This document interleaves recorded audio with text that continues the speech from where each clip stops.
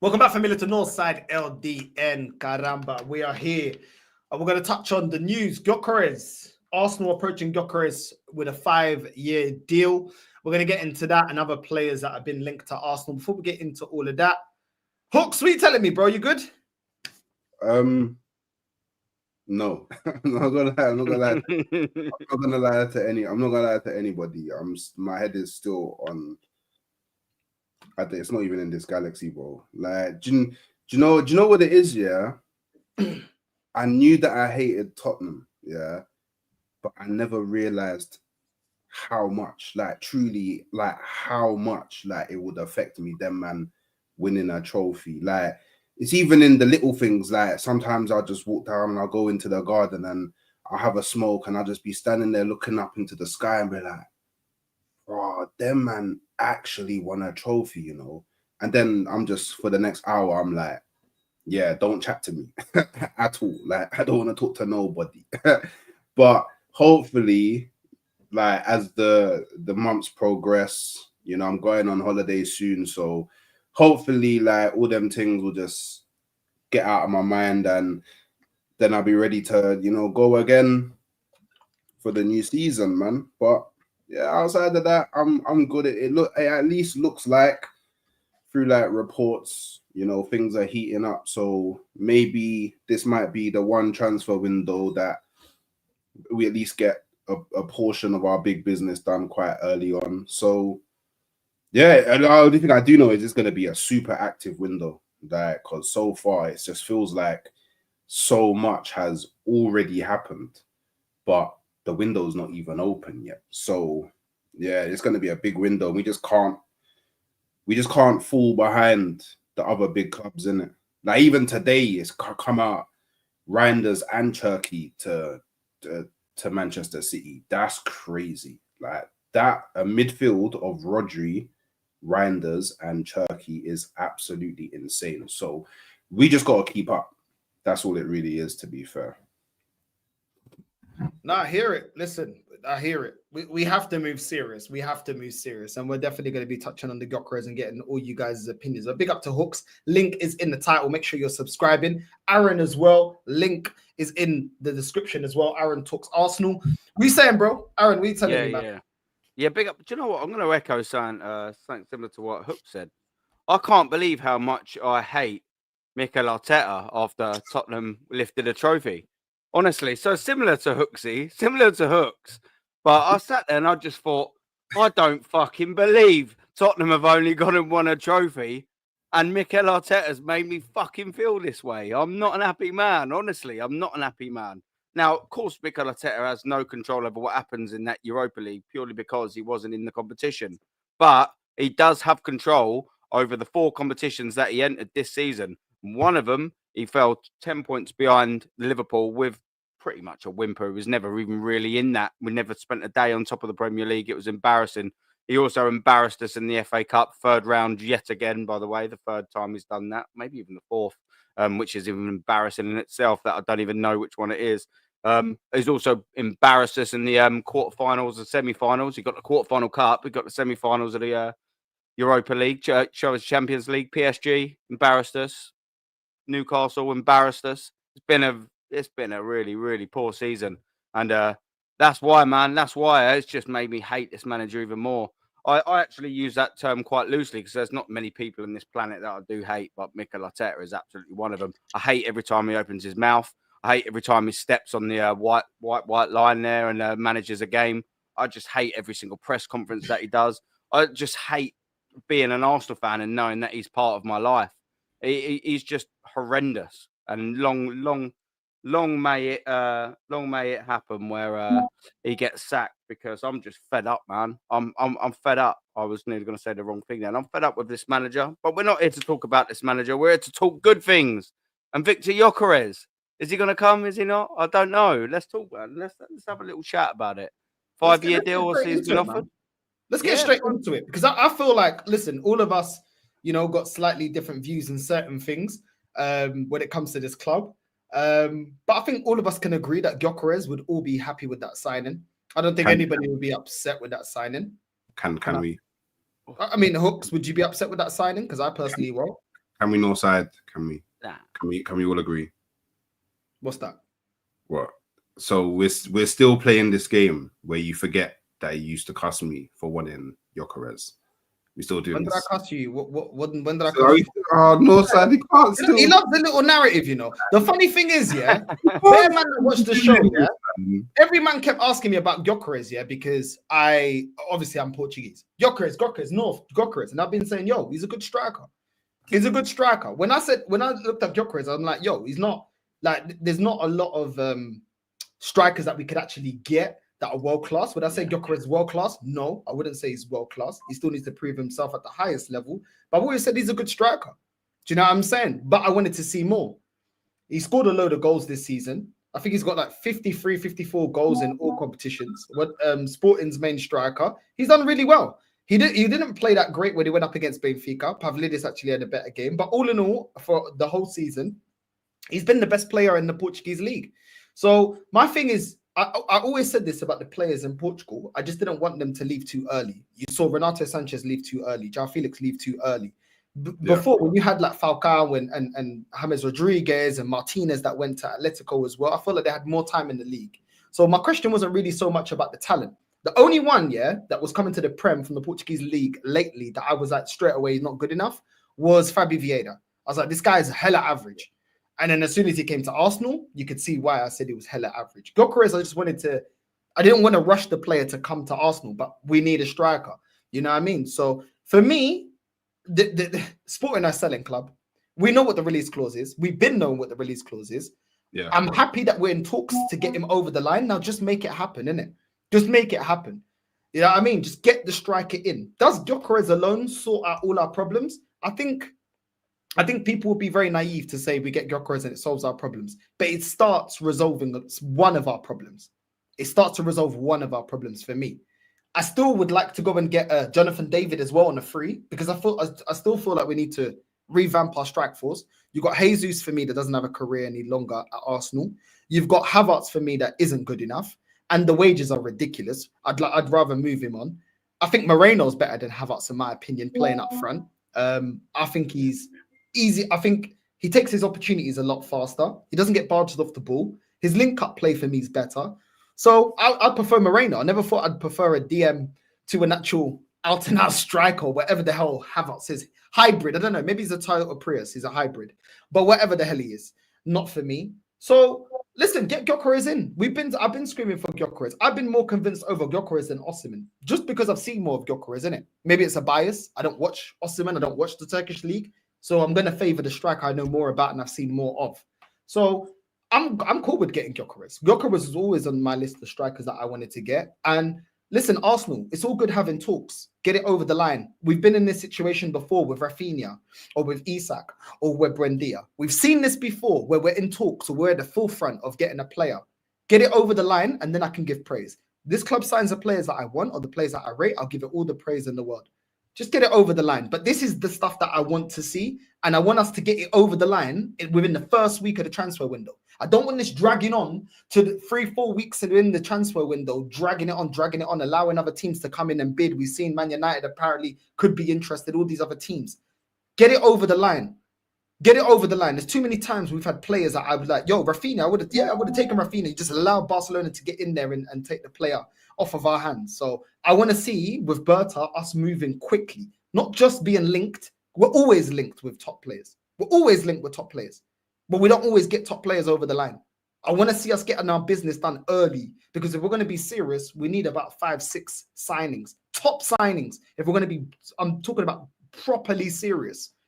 So I want business done early. I don't want to hear no excuses. We were supposedly linked with him in January. So it's been months that we've been linked with this guy. We should know what his agent wants. We should know what wages he wants. We know what the transfer, we know what the asking fee that they want from Sporting. We should have been done our homework on this. So get it done. This ain't a player that you just started scouting. This is a player you've been following. So get it over the line and I'll give the club props. Because when we got Declan Rice, I gave the club props. I do think we overpaid, but I gave them props for the quality. So continue doing the same thing. Timber, I gave the club props. Yeah, I'm saying Ben White didn't rate him as centre back. As a right back, I said, you know what, it works. Cool, happy with that. When we got Trossard, I was happy with that. So when this club do make the right signings, I give them props. You know what I mean? Back in the day when we got Alexis Sanchez, I didn't know he would become like that, but I was like, you know what, good baller. You just can't get into the Barcelona team. There's too many ballers there. Do you know what I'm saying? Ozil, I was ecstatic when we bought Ozil. There's been plenty of times I've been happy with business at Arsenal. But don't rest on your laurels. Don't get us Gyokeres and then get us a B-Tech Odegaard and then get us a B-Tech flipping, do you know what I'm saying, Partey or something like that. Keep building. Keep building. Keep going out there and getting the best in class because we need to get over the line. But that's my thoughts on Gyokeres. Bad boy striker, very good, and developed the way that I wanted him to develop. And like I said, he already there was a report a couple of months ago when he said to the Sport, he said he did an interview with Sporting and he said, I'm happy at Sporting, that he had to say that. And he said, I'd love to play at the top European competitions. So he was always putting that hint out there that he's ready to move. You know, that's what it is. Unfortunately, the Portuguese league is a stepping stone league. And he's always said that he wanted to move. So be proactive. You know what I'm saying? Be proactive and get it over the line. But go on. Whichever one of you want to go first about this. I feel like part of I feel like part of Berta's remit as well is like bringing some order to the wage structure, because like we was just giving anybody whatever they to try and bring them into the club. So I do feel like it's a tiny bit harder for Berta because he probably has to try and bring in these bigger players without like further like increasing our wage bill by like absolute Mazzolini or rates. But when it comes to Gyokeres, like for me, it's just always been this simple. Like we just need someone in the 9 who's a 9 that actually, 9 times out of 10, you're confident they'll put the ball in the back of the net. And Gyokeres just fits that bill. He's a bully. He's strong. Like he's someone that like up against those Prem defenders, like he won't get barged off the ball. He won't be on the floor. Like he'll be moving man up differently. So he's someone that when we're now like in the tunnel before we're coming out onto the pitch, like the other team players are like, wow, they got Gyokeres up top, it's gonna be a long game. Like we'll have that fear element back. And that's kind of that's what we need to do. We need teams to we need to get back to the days where like teams would think they've lost the game before we even got out the tunnel. And that gave us like such a boost against a lot of teams. So look, there's not really much to say on the guy other than it's the perfect scenario for Arsenal. Like, let's just say we did double his wages. That's still not a lot of money to us, but it's a lot of money to him. So that works in our favor. He's like 26. So we'll be, 5-year contract? We'll be getting him when he's actually going into his prime. He still hasn't got into his prime yet. So we're actually going to have a 9 who is about to walk into the best years of his career. And me personally, I think he's a striker that, yeah, all well and good in the Premier League, but I think he will do the biggest damage in the Champions League. That's where I think that Gyokeres will do the biggest of damage. Like, he's got a good goal scoring record in the Champions League already for Sporting. Put him into Arsenal, like 2 + 2 = 4. So, yeah, man, this one excites. All I know is if we sign him, yeah, he's the brother that's going on the back of the shirt next season. Yeah, that's all I know in it. So, because I wanted this brother from like 2.5 years ago, and everybody was telling me, oh, but you never watched Coventry, which I did, and you don't watch the Portuguese league, which I do sometimes. He plays in the Portuguese league. Cool, logical fallacy. Why doesn't everyone in the Portuguese league have the same numbers as him? Like, I've gone through so many beefs with brothers over Gyokeres, and I'm entering the final war with these Arsenal fans that are telling me we should be signing Sesko over Gyokeres. That's my final battle before I finally win the war and get the ending to the story that I deserve. And yeah, man, bring him in, man. And like Northside said, don't stop there. Because even though he solves a large majority of our problems, he doesn't solve them all. Like, we still need that best in slot left winger. We still need another creative 10. So the burden isn't so much on Ødegaard. We still need another 6. We still need to replace all of the players that are leaving because we can't be rolling with a small squad. We still need another defensive like upgrade. I still think we need an RCB. We still need a second goalkeeper. There's a lot for us to do this window. So yeah, I guess that's kind of my 2 cents on Gyokeres. And final thing, like I hope this season we sign players for Arsenal, not for the system, because we need to start. Obviously, it would be better if some of them can play within the system, but we've got to have people that like aren't gonna come in and rely on the system. Like there needs to be people that they bring their own little kind of individual magic, and they're not like a piece of the puzzle getting slotted in to try and complete the painting. You know what I'm saying? So yeah, those are just my thoughts anyway. I agree. Do you know what as well? Well, yeah, I was going to say as well. I was going to say this just before you said it about winning games in a tunnel. Yeah, because when we last was a successful football club, way back in 2004. Way back in 2004, ridiculous. I know, and 22 years ago it'll be if we win the league next year. I digress. We was winning leagues in the tunnel. Thierry Henry. Now I don't expect us to sign a Thierry Henry. Why? Because there's no Thierry Henry out there. There just ain't. But man, we were winning in the tunnel. Look at us. We had Thierry Henry. Now we got Kai Havertz. Throwing pizzas we had. Do you know what I'm saying? Yeah. Do you know what I mean? The pepperoni sliding down the boat race and all of that. What's going on? Do you know what I mean? Bit of dominoes and sliding down that Scottish chin of his, isn't it? Come on, what we doing here? But listen, man, we had Bobby Pires on that left-hand side. Now we got Martinelli, people, man. Our captain was Patrick Vieira. Now our captain's Martin Ødegaard, people. You know, our centre-backs are cool. That's all well and good. But, you know, we had Ashley Cole. Now we got Calafiori, people. Like, the drop-off. And it's not just a Gyokeres, like Hooks was saying. Do you know what I mean? It's not just a Gyokeres that we need, although we are talking about it now. There's many a player, because in that tunnel, you'd look over there and you'd go, holy shit. Look at this team we are playing today. Full of proper men, full of world-class stars. We ain't got that now at all. And I think Gyokeres would be a good way to sort of start building that.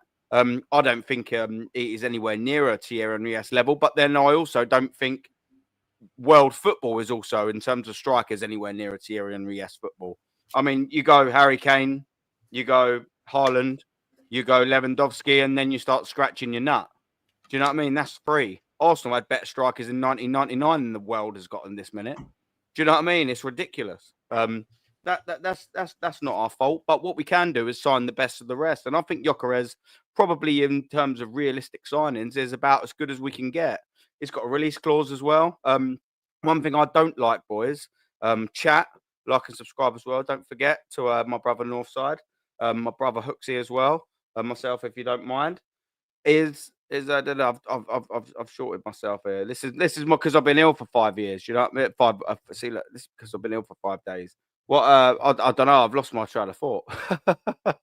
I'm just like that. I've been ill for 5 days. Help me out. What was I talking about?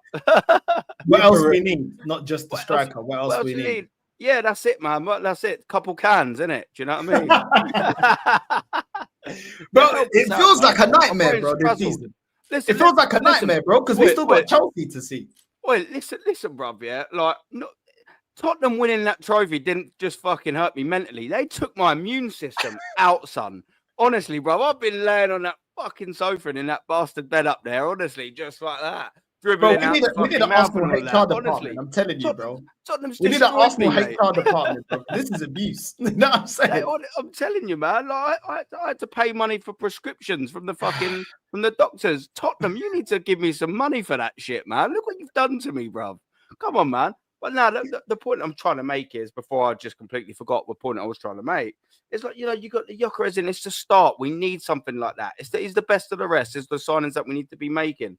We can't be going in the forward line, boys. I'm not going to lie. We can't be going in next season with Saka on the right. That's all well and good. Buzzing with that. Cool. Saka's good. But on the left-hand side, Martinelli, stale as fuck. Boring. It's stale. Come on, man. We knew that Martinelli wasn't good enough, or at least needed upgraded on. Martinelli fucking... Arteta told us that 2.5 years ago when he was in his best season. Why? Because he tried spending 90 million on Mudryk. So it's no surprise to anyone that we need a new left winger. Why? Because Mikel Arteta tried fucking signing one. And for big dough. Thank God we didn't get Mudryk, by the way. But the point I'm trying to make is we can't go in there with Havertz up top. Eeyore. Do you know what I'm saying? We can't go up there with that. It's boring. It's stale. It needs adding on, man. Something's got to happen. Gyokeres is going to be the start of that, all well and good. But what I will say is, don't you dare rest on Gyokeres. I don't want us to just go, oh, yeah, well, we've got Gyokeres in now, and we'll sign another left back and it's job done. Nah. Shit needs to be done. There's plenty of work still to be done. Gyokeres just needs to be at least the start of it. Do you know what I'm saying? We need a left winger. We need a left winger. We need a backup for Saka. We need a backup goalkeeper. We need a left back. We need a right-sided centre back. We need about 3 midfielders. We need another number 10. Oh, there's about 10 of them. Woo! 10. And I've got tiny little fingers. Come on, you can still count on them. 10.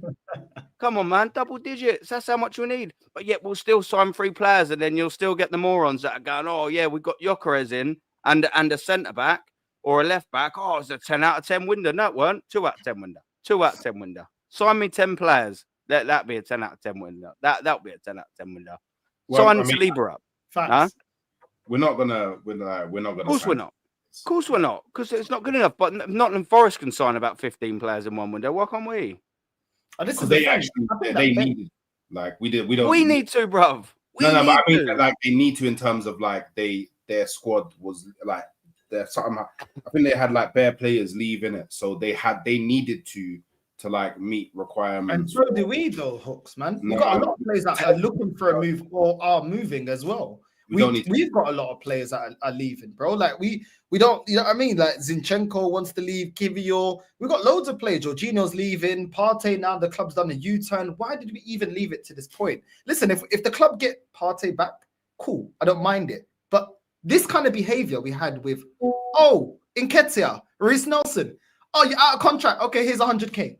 Like, we're not learning. We're repeating the same old nonsense. And listen, even though Partey is one of, if not our most consistent midfielder when available and fit, that's all good. But we always leave it into the players' hands as to what's going on.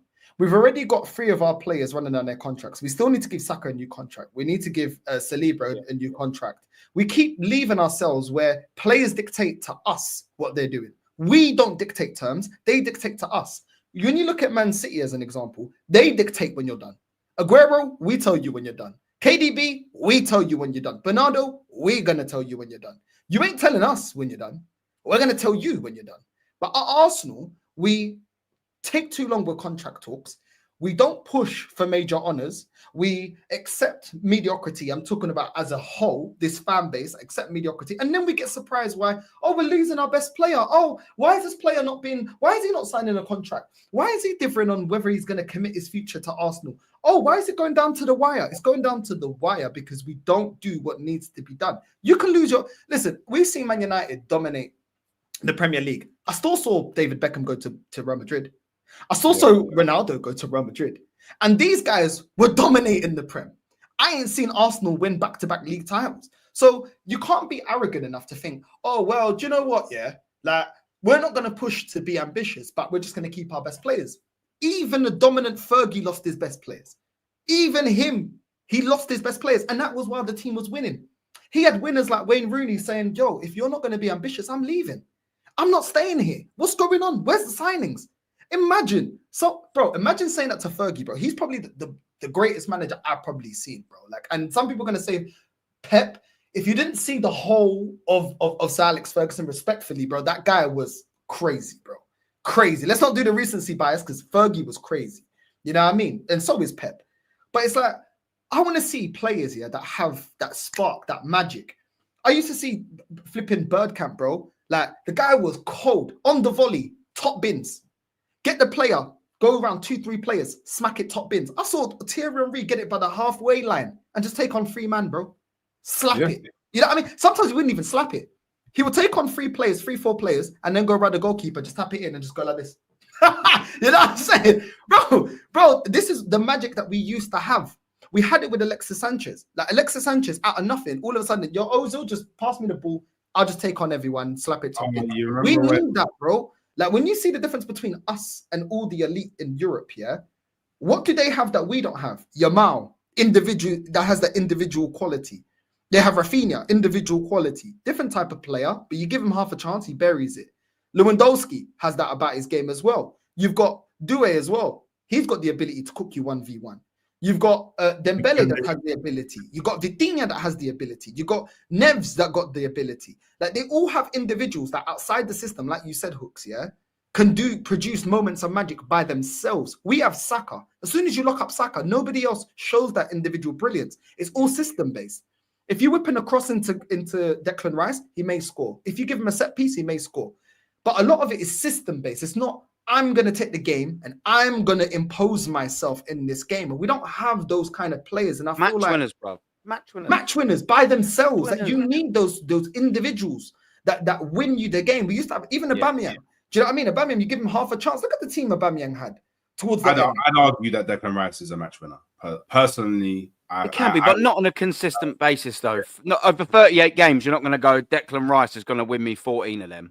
Yeah, so but we got 14 draws. We got 14 draws. You can hear. We have moment players. I hear that, but I think like with Declan Rice, for me, it's a bit different because this is the first season that he's played football, having to like game in, game out, think about being in the final third, if that makes sense. Like he's not usually played in and around that area. So for him to have done what he's done this season in terms of G&A, doing that role, like for me, I think Declan Rice is someone going into the future that will be able to rely on him, like winning us games here and there. And look, I don't need Declan Rice to win me every game, but like when it comes to like the big games, like the Madrids, the PSGs, do you know what I mean? Or we go up against a Barca, or we go up against a Bayern. Those are the games where I want Declan Rice to show me Wagwan in it. And I mean, just to quickly go back to your earlier point about Partey, and then I guess more overall like contracts. Yeah. So I don't think that it's like any coincidence that literally the U-turn on Partey's contract happened when Berta walked through the door. Like literally Berta walked through the door and the Partey, yeah, we're going to get you on a new contract. I still believe personally, if Edu stayed, we'd not keep him Partey. Partey is going on a free to, I don't know where, but he's going on a free to somewhere. So I like look, I know that like not everyone believes in reports, but reports is all I can kind of go off, not actually having any, I guess, personal connection to the club. Unless like from time to time, like maybe I can call DG and be like, yo, DG, Wagwan inside of Arsenal, because DG Media, big famous brother, got the connects, talk sport, all of that, got the insider information. But all I can really go off is reports, and the reports is he's got a strategy for attacking the transfer window. Apparently, he's already in contact with like 10 to 15 odd attackers. Do you know what I mean? So I already know now that we're gonna avoid the case of Sterling. We're gonna avoid that. That whole Sterling scenario that happened in last summer, that doesn't happen now because Berta's actively talking to various targets at the same time. Do you get what I'm saying? Like Berta, through reports again, everybody that needs a new contract, whether it be Saliba, whether it be Gabriel, whether it be Partey, whether it be Saka, he's already been engaging in conversations with all of their camps. Like, so this brother, so far, he's coming in and he's doing things the right way. Or at least how us as Arsenal fans would expect a director of football to operate. That's what he's doing. One thing I will say though is what's frustrating me, and what I was actually going to say before I completely sidetracked myself, is the frustrating thing is, yeah, I totally get it. He's in there, he's in talks with Gyokeres or whatever, but he's got release clause as well. Just pay it. My worrying thing is whilst yes, I totally agree with you. I'd like to hope that under Berta's regime, set up, whatever you want to call it, we're going to be avoiding the Sterling thing. I really, really, really hope that you're right with that. And to be fair, I believe myself that there is a good chance that things like that will be avoided. But what we got to remember is, and I've still got scars from last summer, bruv, where we've got a Mikel Merino signing, whom none of us wanted, by the way, and has been absolute dog shit. Let's just get that right. He has been crap. He's been all right as an emergency striker, but whatever. It took us 6 weeks to sign that geezer.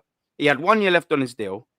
He wanted to come to Arsenal. Sociedad wanted to sell him to Arsenal. How on earth did it take 6 weeks to get that guy over the line? I mean, ended up overpaying for him and giving him astronomical wages for what he's worth. It's ridiculous. I just sit there and I just think with Gyokeres, why would you, let's just say for argument's sake, it's got 80 million quid, is it, in sterling? I think something like that, 80 million quid release clause. Let's just say it's that. You see everything saying, 70 million.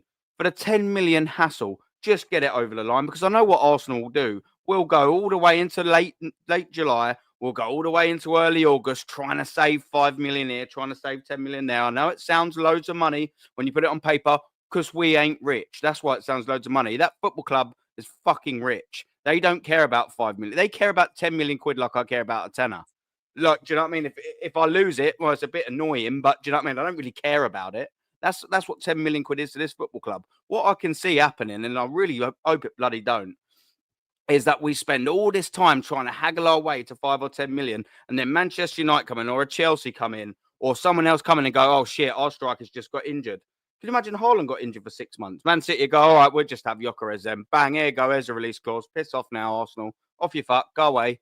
Like, you know what I mean? And there all of a sudden, now we've just waited until July, August.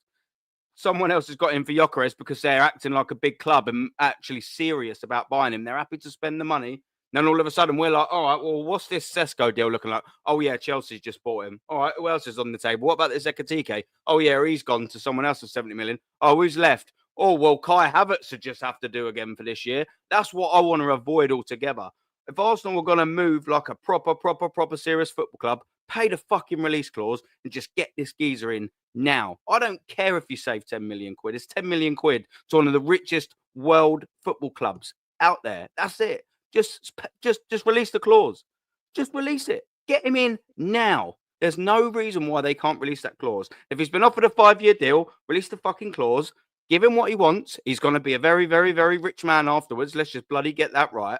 We'll pay him the money, because we do. We pay high money to average players. So we've got that. Get him over the line. Get this deal done before June. Get it done. Well, maybe he's only on about 35 to 45k, bro. You're absolutely right. He's only about 35, 45k. So he's not on massive money. The problem is, what F's us up is the fact that we got Havertz. And he's going to be using that to say, well, what's going on here? But you know what? Yeah, we got to hold, as a club, we got to hold that, because we created that problem. So I agree with you, bro. We got to do what we got to do. I mean, we have been linked to other players as well. So far, it's all rumors. Matoma and Mbeumo. I would take Mbeumo. I like Matoma, but he wouldn't be my first choice. Matoma, Blue Samurais. You know me, Blue Samurais. FIFA World Cup 2026. Let's go, bro. Yeah, Blue Lock, all of that. Ego, let's go. Remember, if it's just Mitoma, if we get Mitoma and like an Mbeumo, or you know what I mean, I like Conceição, but that's not going to happen. You know, then I don't mind. But we need strengthening on the wings. We really do, man, because we don't just need one left winger. We need two. Let's be honest about it. Like, I don't see Martinelli. You know, I think like this is his ceiling. I don't see it with this guy. Trossard, he's unhappy. And then obviously Saka, we need rotation for Saka. So we need a lot of reinforcements. Let's be real. Like, we can't be doing this Sterling thing. Like, we've given this project has had so much time that now you look back on the last 5 years, and anything that anyone says in terms of not bringing in top quality players, we've got something to rebuttal it. If someone says, "I'll bring in someone that can do a job," well, we had Sterling. If someone says, "Oh, a midfielder that has got winning ability or has won in the past," well, I don't want a Jorginho part 2. If someone tells me, "Oh, I want a striker that's not a specialist," well, we've got Havertz and we've got Jesus. We've got so many cases for all of this. If someone says, "Oh, just a centre back that can do a job," well, guess what? Who have we got? Kivior that we're trying to get rid of. So it's like, if someone tells us, "Oh, we're going to get a left back that's going to invert," okay, but how did that work with Zinchenko? You know, there's so many examples now that the excuses are running thin. For me, the biggest weakness is Arteta's in-game management and his tactics. I think he's very flawed, extremely flawed. So if you're flawed as a manager in terms of your tactics, get players of the level to make up for that at least. At least. Bring players that have that X factor, that are world-class, that actually are good at their actual position, not all this other crap around it. No, bring us a specialist, because you didn't get a specialist left back, and now you're getting rid of Zinchenko. You didn't get a specialist strikers, both of them, and now we don't want Jesus, we don't want Havertz. You didn't want competition for the number 10, and now we were supposedly in for Vert, but that's gone. You know what I mean? Because we're not proactive. Just get us specialists. I'm tired of this jack of all trades, master of none. I'm tired of it. I'm tired of it. Get us specialists within the areas that we need. This whole bullcrap that we had last season as well about versatility as well. How's that worked out for us? How has the versatility worked out for us? Because that was the theme of this season. Versatility. At the start of this season, they were telling us we've got 25 different variations of defenders that we can put at the back. We've got different players that can play in the midfield that are defenders, and all this. How's it worked out for us? Oh, another season without a trophy. So I don't want to talk about versatility anymore. I want specialists. I don't want to hear none of that talk anymore. And the excuses are run dry for me. Matoma, I wouldn't be angry at, but I want to go for Mbeumo. Go for Mbeumo. I'd like Mbeumo. He's Premier League proven. He's not going to break the bank. You know what I'm saying? He's not going to break the bank. But they're saying about £50 million, something like that. We can go out there and get those players. Go out there and get that. We can afford that. We paid that. We paid that for Ben White. Come on. Exactly. Come on. We paid more for Kai Havertz. Go and put the money down. I don't want to hear any excuses anymore. I don't want to be sat here saying what if next season. We're done with the excuses now. People stop. The context talk is done. I have not heard anyone that backs this process telling me about context right now. Because the context is Crystal Palace won a trophy. Newcastle won a trophy. Spurs won a trophy. You know what I'm saying? Liverpool won the league. Chelsea are going to probably. Come on. Chelsea are most likely going to win something. That's the context. So listen, I don't want to see no nonsense, man. Berta, I'm gonna say this. Big up to Rashid. Big up, bro. I'm not gonna overpraise Berta until the transfer window was done. I think it's a massive mistake. Everybody just gassing him up. He hasn't done anything yet. But there's a lot that needs to be addressed. Cool, you can say I like certain things or whatever. We still got contracts that need to be signed of our best players that could go. We still got positions that need to be addressed. Gyokeres ain't over the line yet, so don't get too excited yet. And even if he does, don't let that blind you as to what else we need. We still got to get rid of a lot of players. There is a lot to be addressed right now. Let's just be honest. This fan base has a massive habit here of getting way too excited before anything's been delivered. They got excited about Mikel Arteta. They got excited about Edu. They got excited about the money that we spent. And look at the way that we spent money. They got excited about this bench saying it can do a job. Yeah, let's learn from the past. That is my thing to all Arsenal fans. I don't care if you like me, you don't like me. I don't care what your opinion is. Learn from the past, or you will live to repeat it. And this club learns to always lives to repeat the past. We don't learn. Get overexcited, overly gassing up players, gassing up this manager, brushing results under the carpet, and coming out with excuses that, oh, but you know this club ain't going to sign these players. Okay, but we need to deliver. Stop making excuses. Do not tell me we've only got 100 million as well that's been reported. We only got 100 million. It was reported in the end of our financial year this season. We've got 300 million pounds that we can spend. And that's before we sold anyone. I have not forgotten that, and I'm going to keep saying that, because if this club tries to shortchange us and spending 100 or 150 M's, not good enough. I'm not hearing it. It's not our fault that they bought these bums that ain't good enough. That's not our fault. Calafiori is not my fault. I didn't ask for Calafiori. I didn't ask for Moreno. I didn't ask for Zinchenko. I didn't ask for Jesus. I didn't ask to continue with Martinelli. I wanted them sold. I didn't ask for Sterling. I didn't ask for... I didn't ask for Fabi Vieira, Lokonga, Trusty. When you got Trusty, I didn't ask for all these guys. So get it They've done. already done that. Yeah. They've already done that. Gyökeres, yeah, the most chance we'll get Gyokeres, yeah, and the whole fan base will gas it for the whole transfer window. They will end up getting one player. Yeah, we'll stretch that signing. It will be announced now. We'll reveal it 3 weeks into it. Then the last 24 hours, we'll go in for flipping this last ditch. This I don't want to see that. I don't want to see what we did with Douglas Luiz. Last minute trying to go for a Douglas Luiz, and then all of a sudden windows closed. Oh, sorry guys, that was all we could do. I'm tired of this. I want to win, bro. There's been too many seasons. So Berta, I like Berta. I was happy when Arsenal got Berta, but I've seen this club do half-ass it. They half-assed it with Unai Emery. They half-assed it. A specialist in the Europa League, and you didn't support him properly.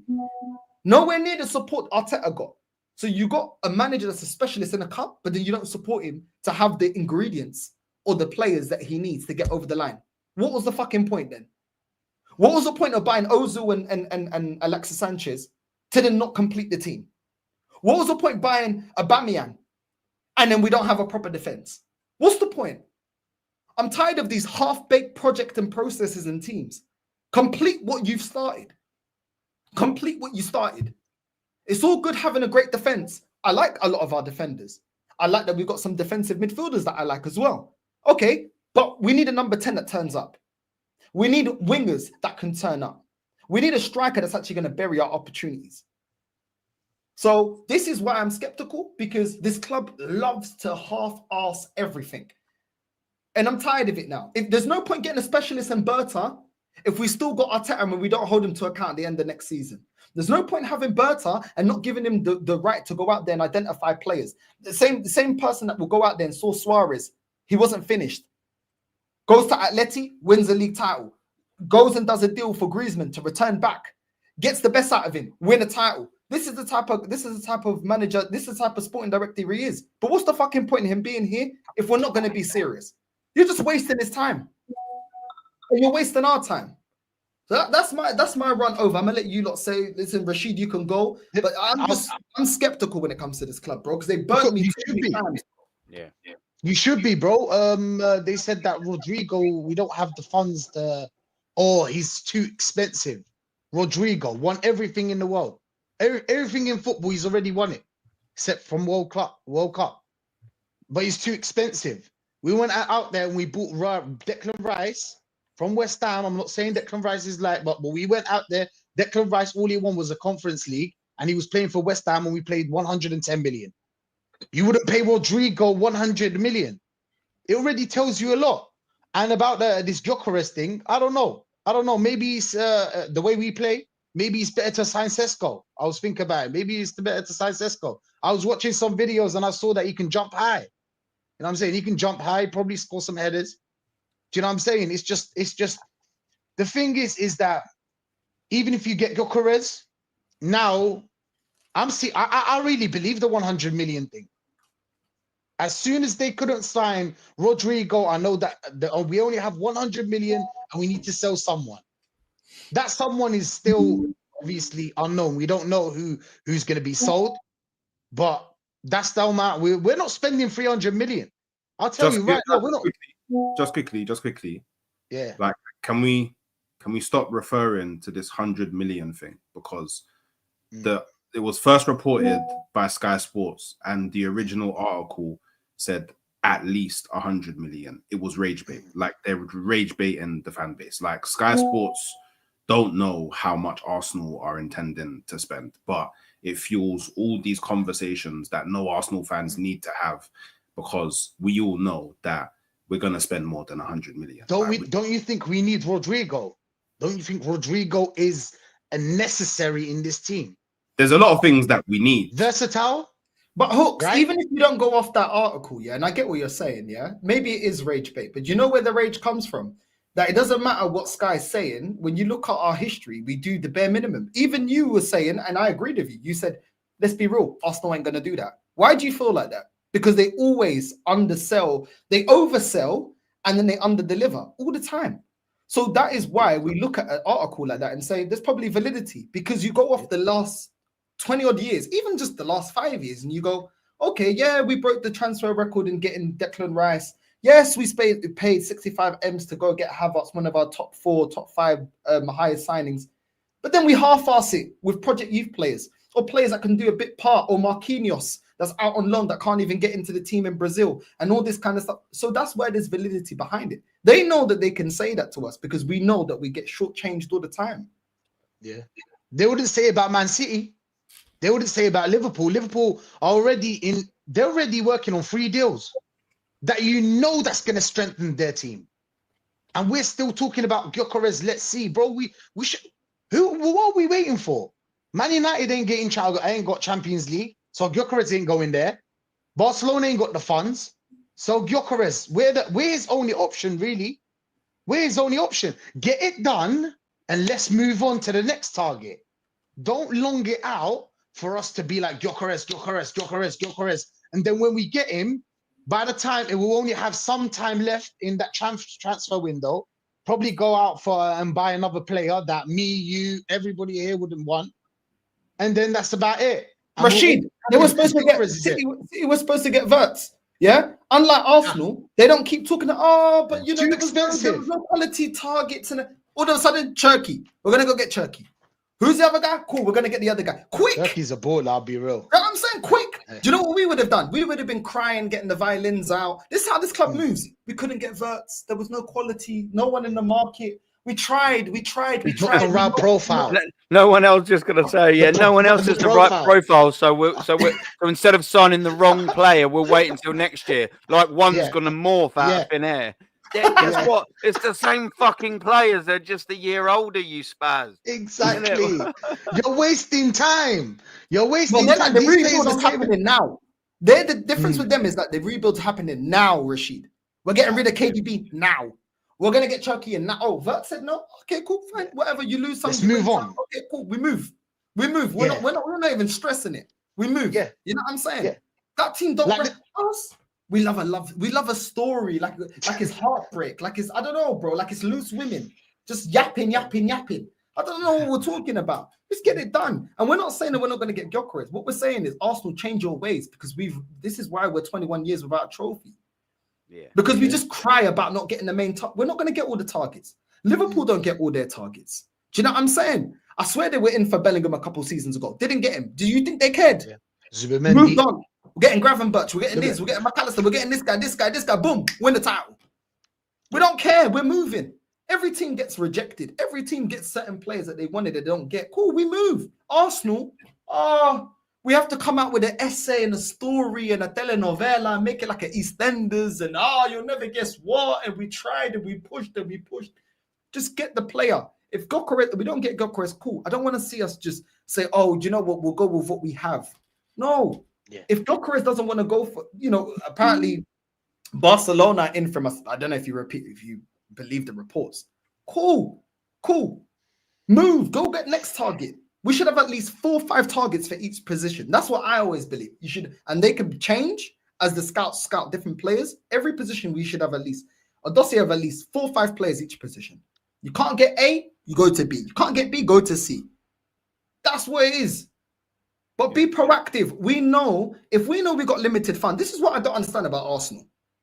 Benfica don't allow you to get in a bidding war when they want a player. Because they know they can't get in the bidding war. So they go and get the player early. They went and got Pavlidis early, Perstiani early. They make sure you're not even in the conversation where it's done. By the time you're looking and thinking, wait, look at this player. So why don't we? That's how we need to move. We can't wait to get into bidding wars. Man are getting gas because we got Declan Rice. Tell me how many bidding wars you've seen Arsenal win apart from Declan Rice.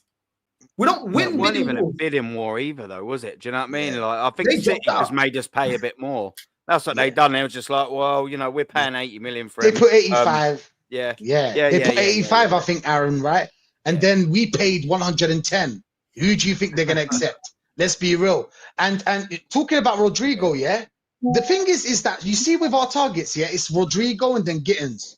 There's a huge difference between them. Gyokeres, then Sesko. There's a huge difference between them. So if we miss on Gyokeres, it's not like we're going to move to an Osimhen. Do you know what I'm saying? Just like Liverpool, they missed on Zubimendi. They went on getting Wirtz. I know it's not the same, but kind of like in the midfield. We're talking, but it's just the difference. I don't want to go get Gittins if I was supposed to get Rodrygo. Do you know what I'm saying? It's just a huge difference between this Arsenal. And I can't really trust that this Arteta. I hope that they don't sign Arteta players. I hope they sign club players. I don't want no more Arteta players, bro. I don't want no more. Yeah, against the scrub. Yeah, that's why obviously we can't say for sure. But I'm sorry, Rodrygo is the obvious option. He's got problems.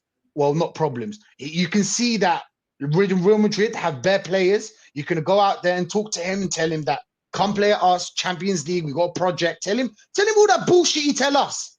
Tell him all that bullshit you tell us. Tell it to him. And maybe, you know what I'm saying, he can come and pay more. Because you know what you can get from a player like that. Do you know what I'm saying? And Gyokeres, why are we still waiting, bro? What if Barcelona come knocking? Do you know what I'm saying? What if Barcelona come knocking? And then it's worrying. And then he'll be thinking, he'll be in between Barcelona and Arsenal. How many times has that happened? Bruno Guimaraes said no to us and went to Newcastle, bro. We were way better than Newcastle. Douglas, what's his name? Sesko said Leipzig. Come on, bro. That is pants, isn't it, man? Come on. on. Look at Liverpool, man. You learn from him. They don't spend. They spend nearly thereabouts like Arsenal, but they're proactive. Look at them. Frimpong's already in the UK. Gyokeres just around the corner, and then you got Wirtz, Baller. Naughty, bro. The creative spark that everybody's talking about. That's a creative spark. Do you know what I'm saying? We need something in that midfield, and it's not me saying it. Well, we saw it before. Arteta said it at the end of the season. We need more creativity. Duh, bro. All you got is 6'4" players in that midfield. How do you, and a sideways, Odegaard. Do you know what I'm saying? How do you expect the creativity to come from that, bro? Where are the creative players? I'm sorry, creative players are expensive. Strikers that bag goals are expensive. Do you know what I'm saying? Because you wouldn't go for an Osimhen. He's a cheaper option, but he's got attitude. So there's always something, where, do you know what I'm saying? There's always something. But yeah, man, it is what it is. Let's just hope for the best, you know? Let's just hope for the best. It's one of them ones. Why would Gyokeres leave a team where he's winning trophies? Because at the end of the day, clubs like Arsenal put you in the shop for the next level. Let's just be honest. That's what we are. You know what I mean? Until we start winning major honors, yeah, we're just the shop window. You know what I'm saying? You've gone from the corner shop to now Halford. You know what I'm saying? All of a sudden, you're shopping at Harrods in that when you're playing for Arsenal. So it's a great place to market yourself. Look at Alexis Sanchez. You know what I'm saying? All of a sudden, Man City are looking at him. Even though he's already at a big club, I get it. But there's loads of players that come to Arsenal, raise their profile and leave. So he knows he can get that at Arsenal, innit? He's going to get more money, more sponsorship deals. There's a lot that come in financial incentives and, you know, other big clubs or bigger clubs looking at him saying, okay, well, if you can do it for Arsenal, okay, cool. Remember, we had a lot of players that, you know, were at Arsenal that went to Barcelona. Alex Song, Barcelona. Haleb, yeah. You know what I'm saying? It is what it is. Yeah. Thierry Henry, loads of players, bro. But no, we don't use that to our advantage. Do you know what I'm saying? You see Liverpool, they bought Coutinho, they sold him for 120. We bring players, they're getting worse. Havertz is worse. Odegaard's worse. All these players are getting worse and worse and worse under this manager. So technically Havertz got better. Technically, it's one of them. Who? Technically, Havertz got better. And still, they're about the same as Chelsea. Let's say that. Let's just say that. No, I mean, I'm not to a level we want. Though. Yeah, I know what you mean. I'm just saying, every season he joined us, he have had his best seasons in his career, GA wise. That's all. So factually, yeah, but nobody's calling for him. Let's be real. Yeah, but factually, he got better. So that's what I'm saying. Cool, okay, he got better, cool. and that's still not understanding. Okay, Even Gabriel JC's got Lewis. Yeah, go on, yo, you man are saying have Gyokeres, bro. Do you think I care? Is Gyokeres my uncle? Is he my dad? Is he my cousin? Is he my brother? I don't care. If he doesn't succeed at Arsenal, get him out, get the next one in. I don't care. Yeah. There's always a risk, bro. Let's just be honest. There's always a risk. No matter what player you get. Do you know what I'm saying? But at least show the ambition. What I want this club to do is identify the weaknesses and show the ambition, innit? We can have the conversation whether he's good enough or not at that time. But show the ambition. We're so tired of seeing gaping holes in the team, and the club saying, "Nah, we're gonna get internal solutions." Show me the ambition. There ain't a lot of world-class strikers at the moment. I've not called him world-class. To be fair, Hooks is a big fan of him as well, not called him world-class. Well, like, out of the strikers that are out there, this is one of them that I want. I wanted Dovbyk. Santiago Jimenez I would have given a chance for the money that he was at. Ivan Toney would have given a chance. There's loads of strikers that I'd give it a chance. But at the same time, do you know what I mean? I don't care. Come to my club. If you produce, cool. If you don't, piss off. We're selling you. That's it. I don't have no attachment. You either make it or you don't make it. But show the ambition and see what the fans are seeing. But we need to strengthen that. You get me? But North, look what we've done again though. Like in terms of setting, we've once again, just like we did again in 2019, handcuffed ourselves and getting rid of these bums. And by that I mean Zinchenko on 20 grand a week at City. We've given him 150. Arteta ain't wanted to play him for the last season, 2 seasons. Let's get that right. Why is he still here then? Because he's on 150k a week. Mikel Merino, he's absolute cack. He's 29 years old now, maybe just turned, I'm sure there or thereabouts, whatever. He's on 130k a week. Who's paying that for him? If he goes back to Spain, is anyone going to be paying 130k a week for him? No. And of course they ain't. Calafiori was on like 20 grand a week at Bologna. Now he's on 120k a week.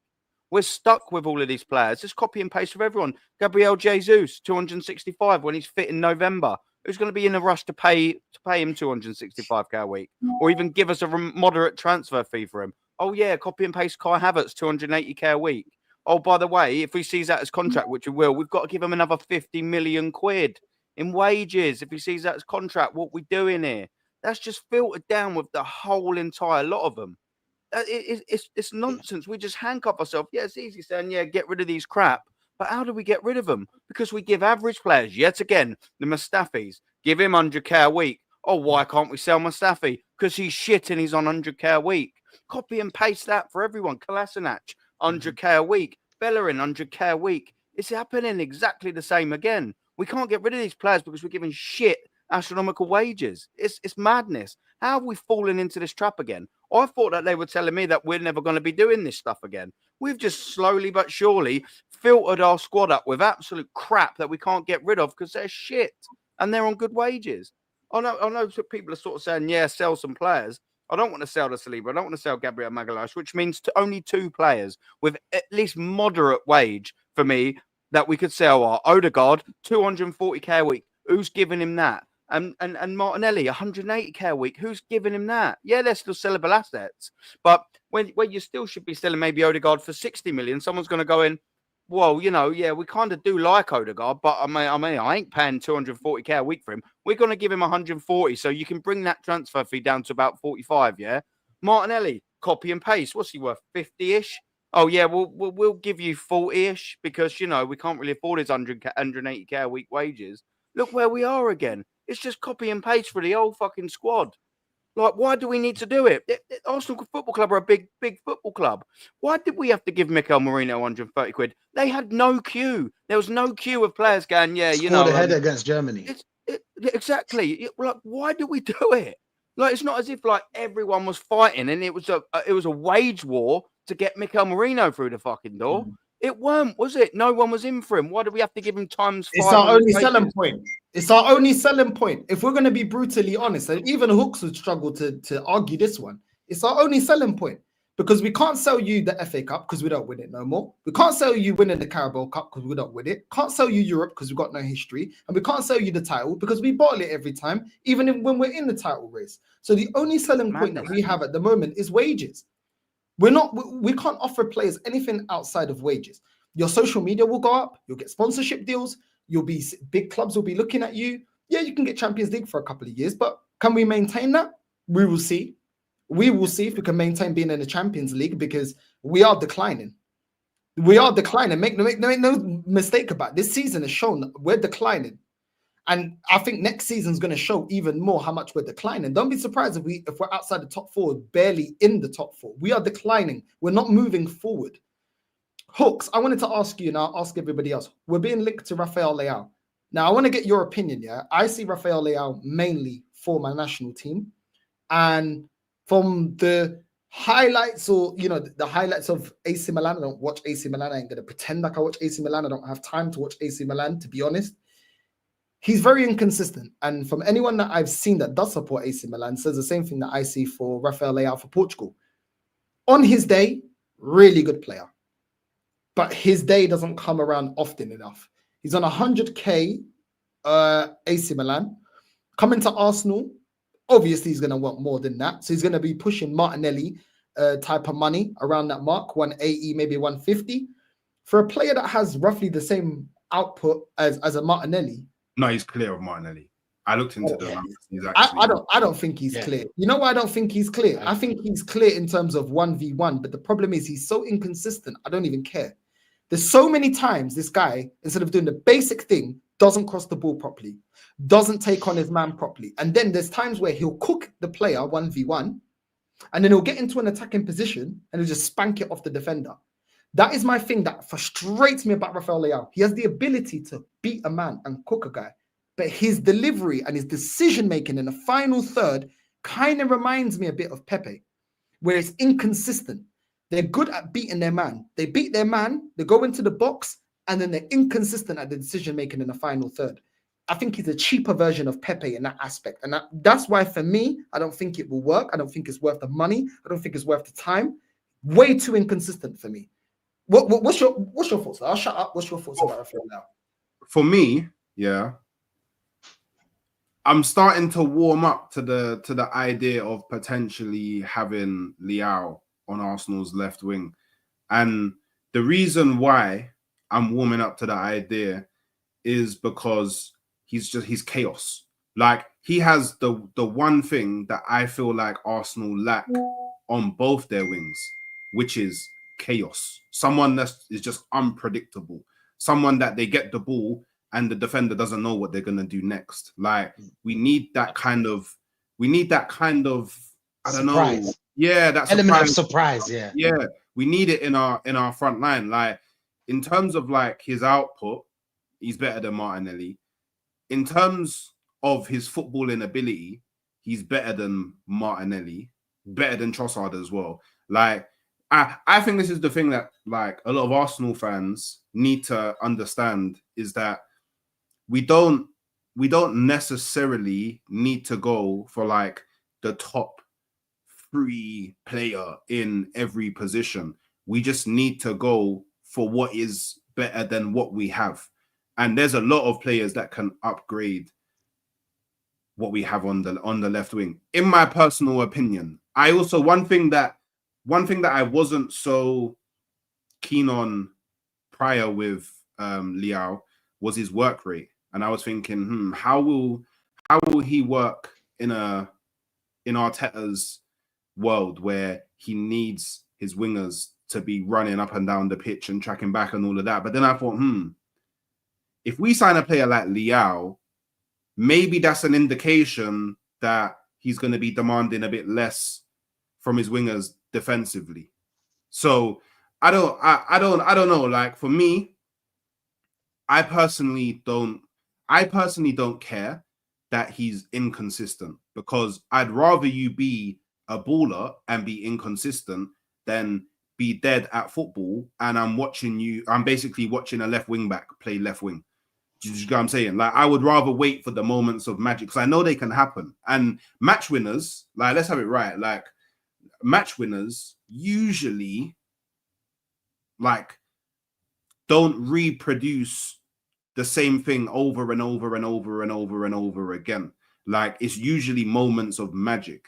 And but the question has to become, do you believe that consistency can be coached into Leao's game? I think it can, personally. Obviously, if you don't think it can, then you won't want Leao, right? But I think that, he can be improved. I still think he's got a lot more room to grow as a footballer. And he I don't know, it's just like then you got to think, yeah, okay, cool. It's not just like, you don't just look at Leao in isolation. What you have to do is be like, okay, imagine Leao left wing, Gyokeres up front, and then Saka right wing. That's a mad front three.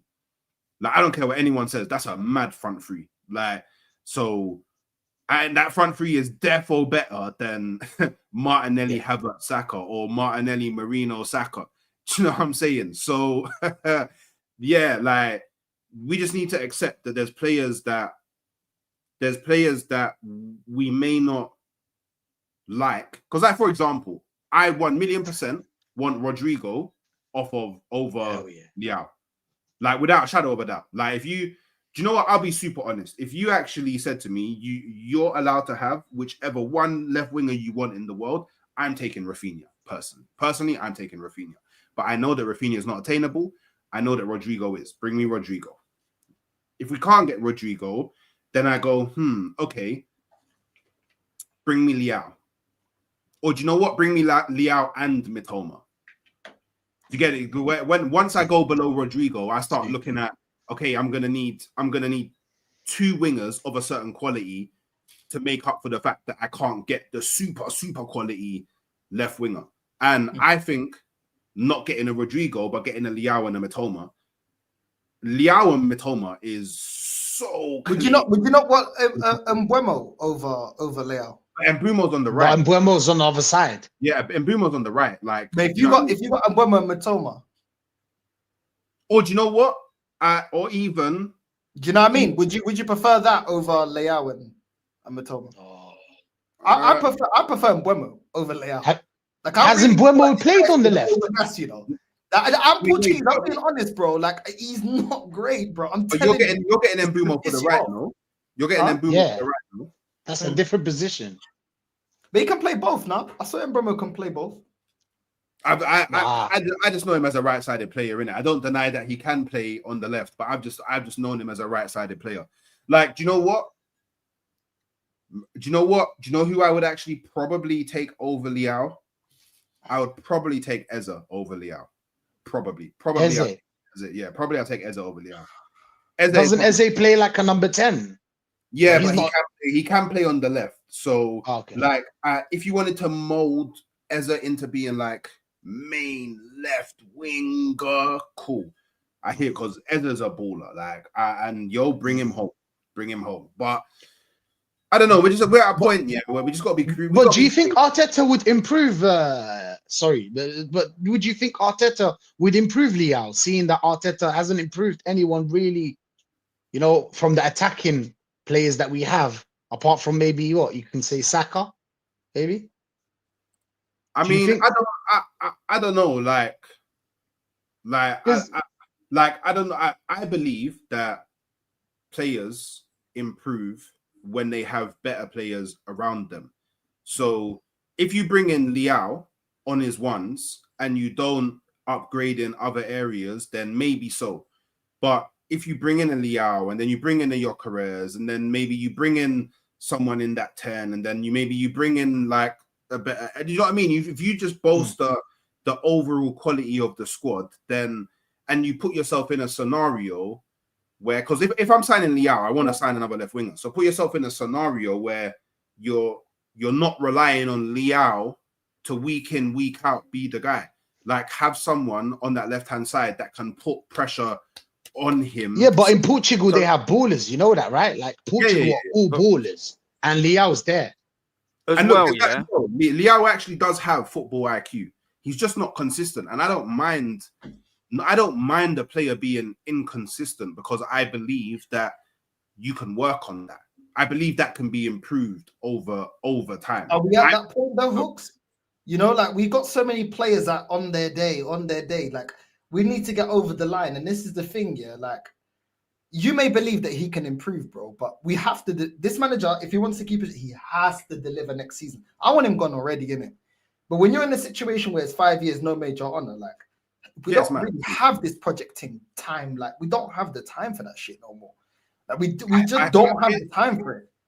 Like, because you're banking on him coming to a new league and hitting the ground running, and that this manager is going to get the most out of him while Martinelli's regressed under his watch.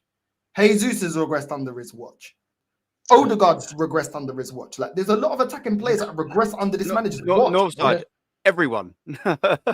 Basically, just say I mean, I'll give yourself, it to Arteta. Basically. Nah, the Some defenders players are have all improved. right. I mean, The Ben defenders have White. improved. Ben White has Yeah. improved under his watch. Yeah. To be fair, he held down Timber, the right but position. yeah. It's more defensive players. Because he accidentally turned him into a right back, you mean? But big up Hooks, man. Big up Hooks. I'm telling you, you're gonna down that Leao hill, man. I'm telling you, that's not the guy to back, bro. I'm telling you. Now, do you know what? Yeah, do you know what? I just remembered another person that. Okay, there's another. Oh, all right, cool. I'm gonna tell you my dream offensive signings for this summer. Yeah, Gyokeres, yeah, Rodrygo, yeah, and Julian Alvarez. Yeah. But get to work, blood, because you brought Alvarez to Atletico Madrid, you can bring him to Arsenal, blood. Yeah.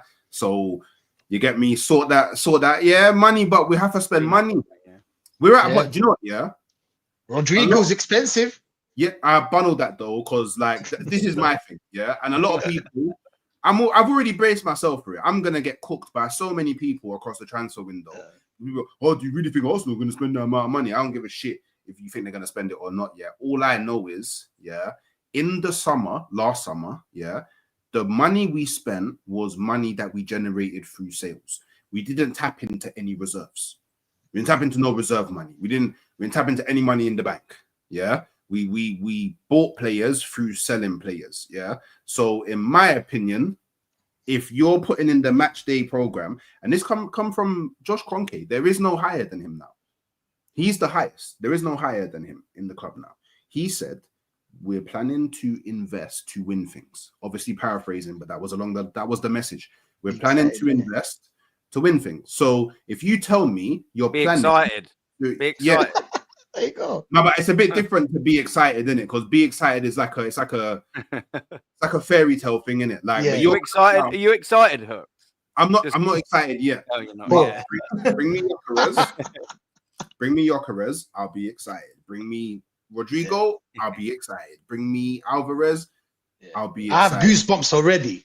Yeah, I have goosebumps already, bro. Yeah, don't worry about it. Like, we need to go spend I swear down, if we do not spend peas this summer after, like, do you know what my thing is? Why even bring in Berta?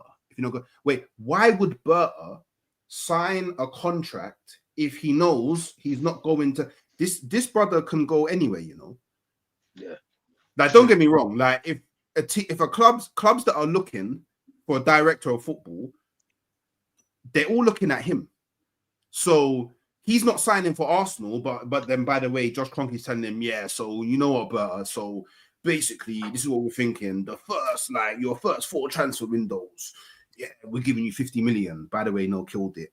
What are we talking about? I need peas and I need it now. Yeah, so I think we're going to spend peas. Obviously, we'll find out throughout the window, but all the club is doing by not investing properly into the team this summer is putting a target on their back. That's all they're doing. Because let's be honest, yeah.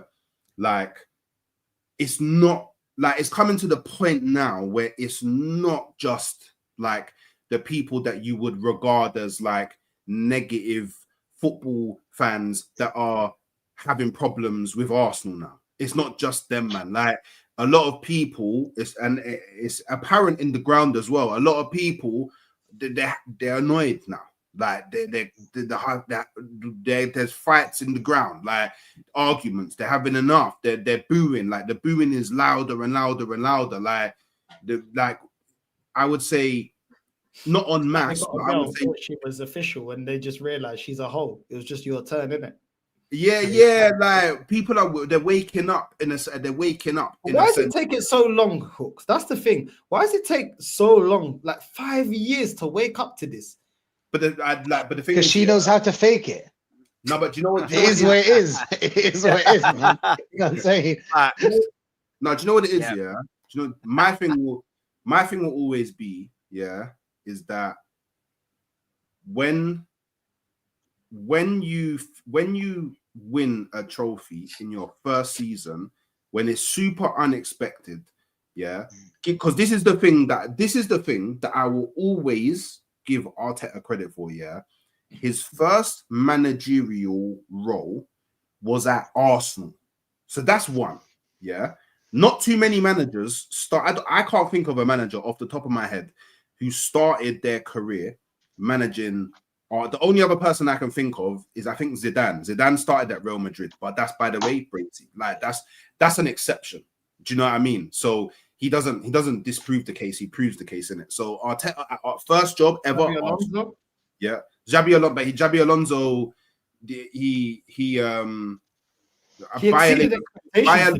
Leverkusen is not the But he same. exceeded expectations, and that's the thing. Not Farmers sizable. League. Farmers League. In his first full season, yeah, but then his second full season, it went backwards in it. But what I'm saying is Could like achieve more though. Bayer Leverkusen is not like what he did with Bayer Leverkusen is mental, but the pressure is not the same managing Bayer Leverkusen to what it is managing Arsenal. It's just not the same. Do you know why it is? It's because at Arsenal, the pressure is a privilege. That's why. The pressure is a privilege. I don't know no about pressure at Arsenal. I'll be real. I think we're patient. There's no I think pressure. we're quite patient. I don't know Yeah. about all that in it. I There's don't know no about pressure here. If there was pressure here, he would be sacked. I don't know about all that in it. Like all that. That's a conversation for another day. All I know is managing a club the size of Arsenal as your first job. That's mad pressure. Cool. The second thing, his first ever managerial role, he had to manage through a global pandemic. But everything was different, bro. Like, I have to give him credit for that. And then he won a trophy. So I feel like a lot of people kind of got bought into, it's like you saw him win a trophy, but he's explaining to you there's things that we need to do.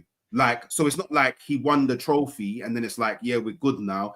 Like, he won the trophy and it's like there's still places that we need to go. So you naturally you kind of buy into like a journey in it. And I know people don't like that word, and I know people don't like and I know people don't like the word. I know people don't like the word process, but the thing is, what people don't understand. Get your tom-toms out.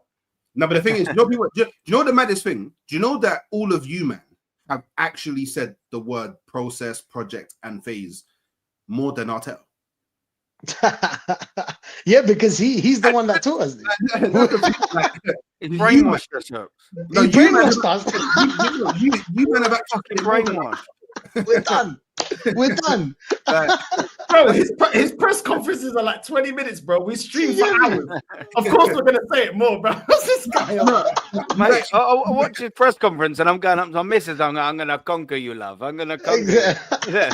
I'm like, oh, sorry. She's like, what are you talking about, Aaron? I'm like, I don't know. I've just watched Mikel Arteta's press conference. He's fucking with my brain. Like the thing, like you, but the thing is, yeah, inherently, everything is a process.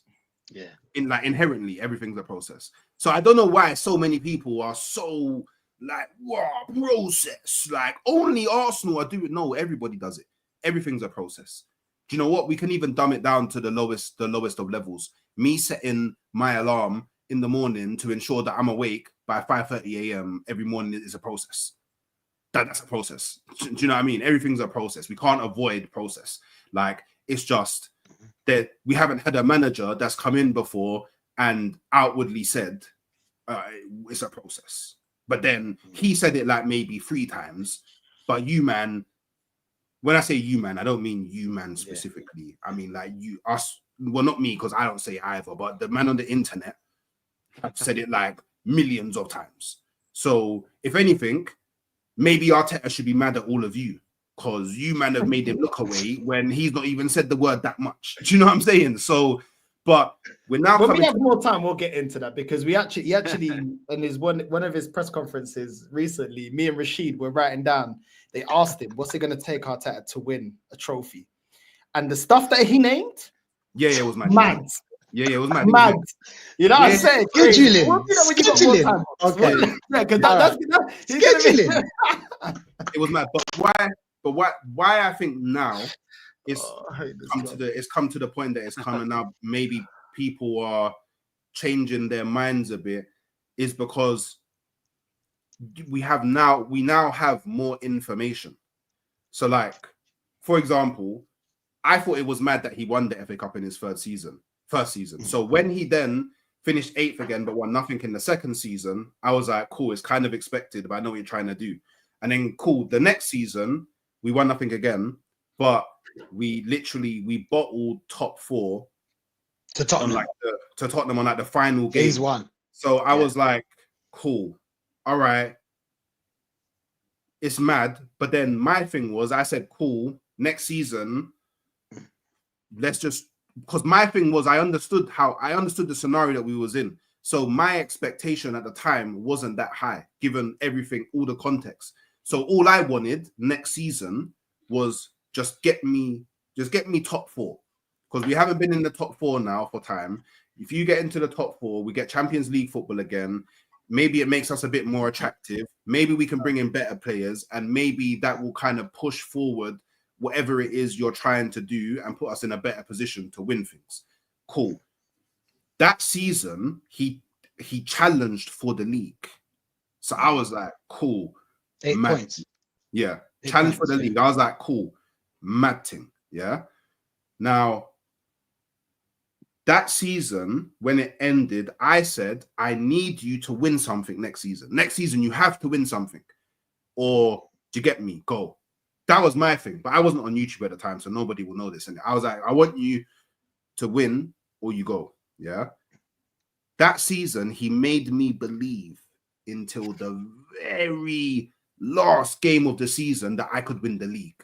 And I won't lie to anybody, that was a good feeling. Obviously, not winning the league, bad feeling. But feeling like I could win the league up until the last game of the season, I haven't had that in a very long time. So I was like, all right, cool. I'll give you a blight. But the expectations is now higher now. I need it to be a major. You can't win me a Carabao Cup or a FA Cup now. It needs to be one of the big things, yeah? Not only did we not win anything this season, we actually went backwards. I know we finished second again, but all of the underlying metrics, we went backwards. The only thing that you can say that we did a bit better than last season was we got to the semi-final of the Carabao Cup, but we got absolutely weighed in by Newcastle, and we got to the semi-final of the Champions League, where, let's be honest, you know, when you get to that point, it is what it is. Like the people that were in the Champions League, the last 4 teams, we're second, Inter Milan second in their respective league, PSG won it, and Barcelona won their league. So it's like, cool, you got like 4 of the 6 best teams in their leagues in it. So it's like, cool, is what it is. Other than that, we went backwards. So I just think that like people now in hindsight, they're now looking back and they're being like, okay, cool. I gave you this excuse for this season because I expected you to do better the next, and I gave you that, but you told me this, and now this happened, and it's just people are now gathering more information and connecting dots and starting to come towards a similar conclusion to, because let's have it right. People that a lot of people that don't want Arteta now wanted him out from the first season. So all they're doing is they're just carrying on what they believed from the beginning. So nothing's changed. Some of us gave him 2 years. Some of us gave him 2 years. Yeah, but like there's those of us that made the decision really early on, and it's just the reverse of like someone like me. Yeah, but based on him not having a CV, do you know what I'm saying? Yeah. I can't go to 100%. Whatever the reason is, it's basically just the reverse of. But right now, Hooks, you stand with the manager's not good enough. He hasn't achieved, and he's got to go. Bro, I want him gone, and I keep on saying this. It's not even about me personally want you gone. I believe you deserve to be sacked. That's what I believe. I believe you deserve to be sacked. But the only difference is between like if the club choose to keep him, I'm not gonna like every stream, sack Arteta, shit, because I can't do all that. I'm just not like, that's long. To me, that's dead. To me, I can't say commit to a stream on my channel for an hour and the whole time cuss out Arteta. I can't do that personally. I'm just not that way. I don't have that level of hate in my heart for. But you want Arteta out. I definitely have that level of hate because I've had enough, bro. I need some happiness, you know what I mean? In this football thing, you know what I'm saying? I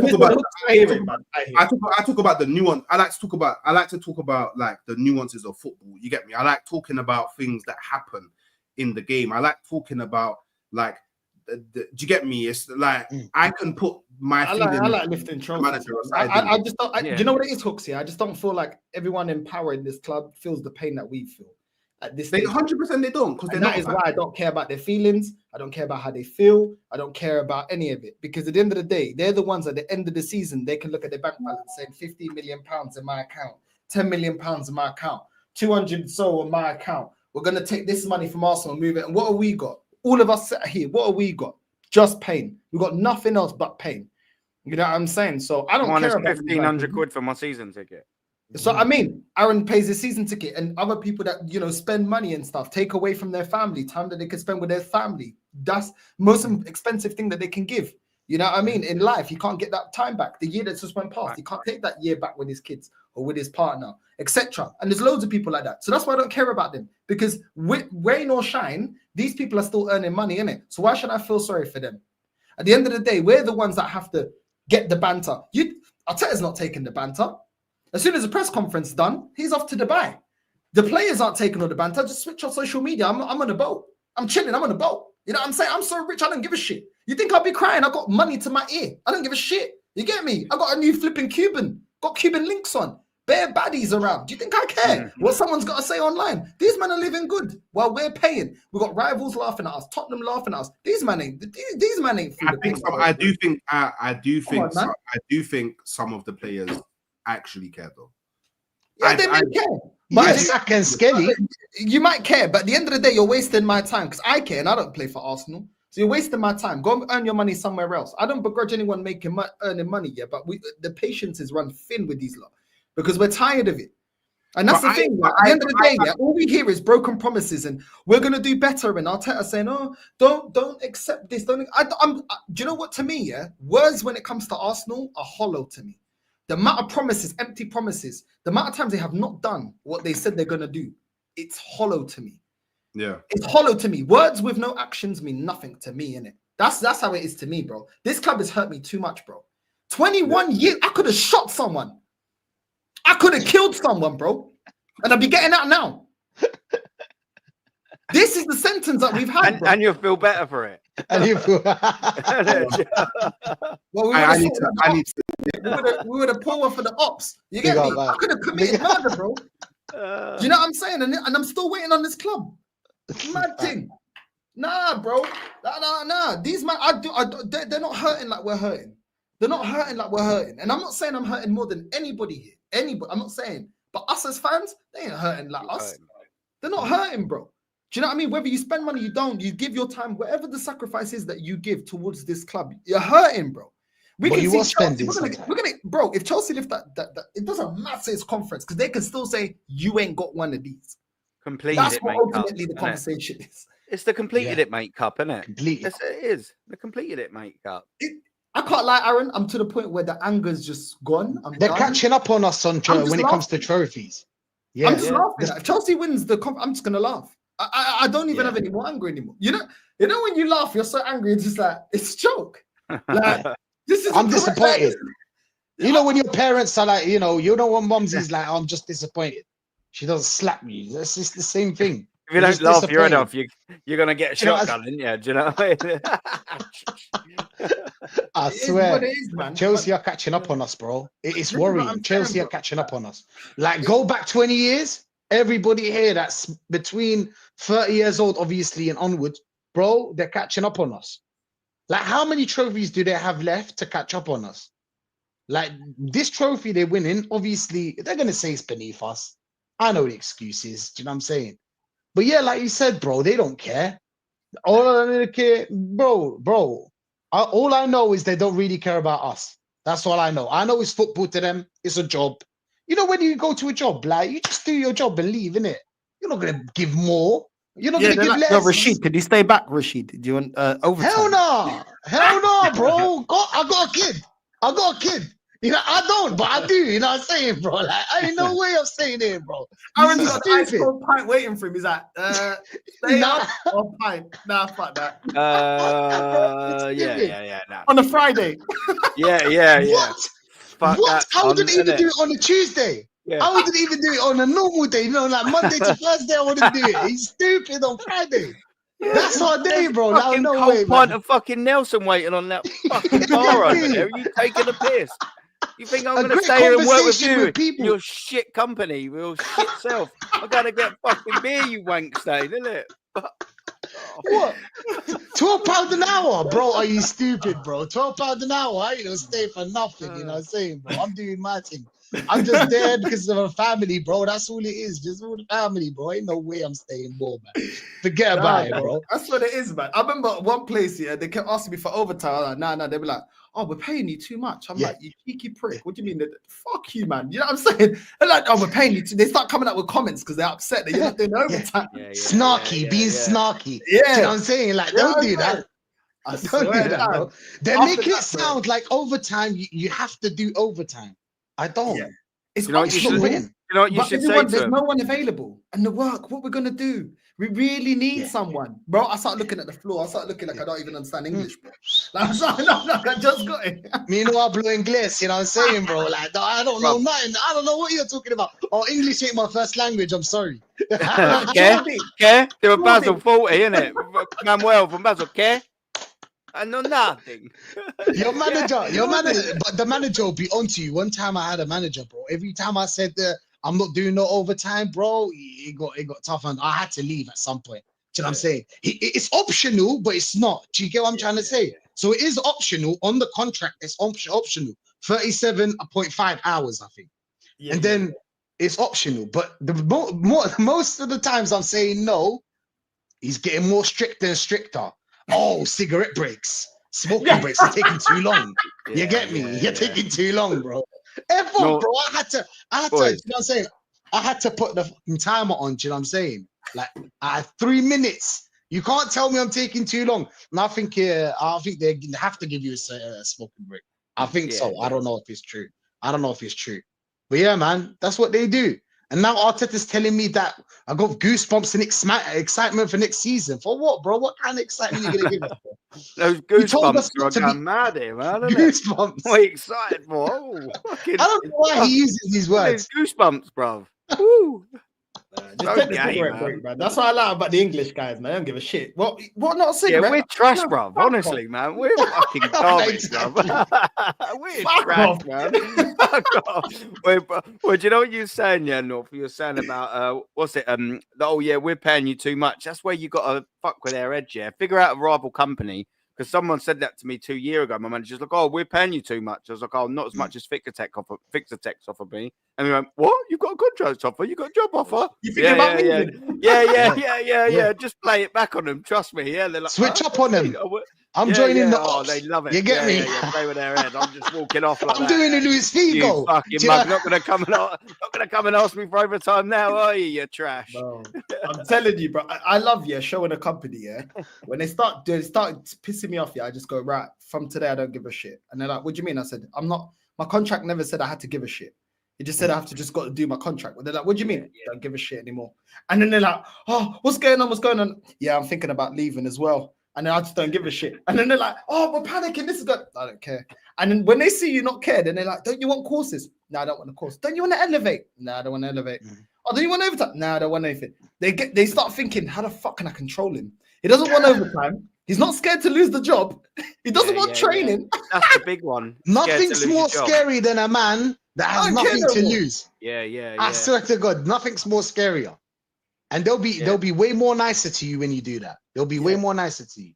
But if they control you now, because they like to control exactly, people, certain, not all companies, but they like to control you with, oh, we'll give you overtime because some people are itching for an overtime, or do you want a course? All these fucking courses, all it really is, is to get you doing the shitty jobs no one wants to do. Once you got the ticket to do it, like in trade, whether you go like working at heights or whatever, then you're stuck doing that shit. It's a fucking trap. I clocked that early. I'm like, no, I don't want it. And then they're like, can't you do forklift? No, I can't do it. I got a bad back. What do you mean you got a bad back? No, I can't do it. Bad back. You're not stop making big excuses. More than Arteta. Everything. And then I start when they keep pressuring me, then I start just to piss them off. I smell something in the air. It's a sweet smell. It's infested. I can't breathe. Smells like fresh case of racism in the building. You know what I'm saying? Oh, he pulls that card out. HR, yeah, HR. That's what you've got, though, isn't it? You've got that card. You've got the get out of jail free Trump card, isn't you? Do you know what I mean? They all back I'm a black man. There you go. Swallow this card, you fucking white wanker. I'm like, I got two HR start sliding down the wall. You know what I'm saying? Exaggerating. But sometimes you got to, bro. They just take That's the piss. funny, man. Like that's the last card. That's Funny, the last Pokemon in the Pokeball. Like, you're gonna you talk about Yeah. racism, throw it out. You know what I'm saying? Funny, man. I feel attacked. Dear. It's an underbelly. It's an underbelly. Yeah. Underbelly, man. He's Sol Campbell in it, isn't he? Isn't it? Do you know what I mean? His last card's the soul, isn't it? You got to, bro. I feel bullied. I love that when I'm feeling bullied. It's my mental health. I'm not sleeping well. I need to go to the GP. Well, like, bro, you gotta throw everything out there. Yeah. Have you ever got signed Put up your to the GP? antidepressants and shit. You know what I'm saying? Like, don't take that shit, by the way. Don't take it. Funny, man. In the GP, yeah, where you're thinking, you know, I go to the GP, yeah, my mental, yeah, and I'm not feeling well and all that, because they're bullying you. Yeah, you're like, Yeah. I don't feel well. I feel bullied right now. I'm sleeping. I got cold sweats. I'm drinking more than I used to. I don't know, and all this. Okay, we'll sign you off. We'll sign you off. There was a job, yeah, they were taking the fucking piss, yeah. And they weren't organizing anything, yeah. So I said, yeah, you lot want to take the piss? I'm gonna get a new job. I'm gonna get signed off for 2 months. Signed off 2 months, boom. Yeah, I was already looking for other jobs. I used the time. That's full pay. Signed off. They couldn't touch me. No, they couldn't touch me. Hilarious, man. I'm looking for another job. They were wankers. Then I've just got the new job. I'm getting paid, yeah. I started the new job, everything, yeah. I got everything processed, payment, everything. By the time they got me, I got 2 payments in the second month because I already had a new job. Marbella, here we come, bro. You know what I'm saying? Some of these companies take the piss out of you, treat you like a prick. You know what I mean? You got internal solutions. You know what I'm saying? You got to sometimes. You get me? But it is where it is. Listen, I'm late to the next stream. Yeah, Man. We need to do a stream about life, though. And Aaron, 100, man. That show. Do you remember that show? Yeah. I want to do that. And I want to bring Rashid in on it and all. Yeah. We'll have a little chat. Not this backstage. We're both busy. We'll have a little chat on the old computer phone. Yeah. Now, big up to the both of you, man. Before either of you shout your channels out, any of you going live? Nah. I'm jumping on Cole's thing, isn't it? We're jumping on Carl's. Okay. Are you on there as well, or are you, Rashid? Yeah, I'm on Carl's as well. Yeah. Okay, cool. Yeah, we'll just gate crash that, then, isn't it? All right, man. Then shut your thing out. We'll redirect to Carl. Shut your channels out. Go on. Go on, man. Yeah, I'm at Aaron Talks. Come over and give me a cheeky follow, you saucy sausages. Isn't it, you saucy fuckers? Come on, jump over, jump on, come on, over you come. Give us a cheeky little like and smash the bastard subscribe. Come on, over you come. Big up to you, man. Oh, listen, North, come on. You know I love sharing the screen with you, and the same as you, Rashid.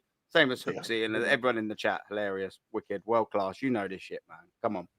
Come on, sausage racism. Big up to every one of you, man. Big up North, obviously Aaron, Hooks, all the whole chat as well. Arsenal Revolution TV, man. Come do some overtime with us. Do you know what I'm saying? We're gonna be doing overtime. Come do overtime with us. Yeah, jump on our side. We're not paying you time and a half either, you stingy gits. Innit? Just come over. For a bit of OT. Big up to everyone, man. Yeah, but yeah. We're gonna be doing a show on Thursday. Yeah, you lot have to come to the Thursday one. The Thursday one's gonna boom. Keep, sell, loan Arsenal squad this season. They're gonna be featuring obviously North and Aaron here and many more. So yeah, come tune in, man. Yeah. Big up. Make sure you subscribe to all the random links are in the title, and we're gonna redirect over to Carl, and we'll all be there literally in 2 minutes. Love. Northside raid on the way in. See you guys in a bit. Love. Boom.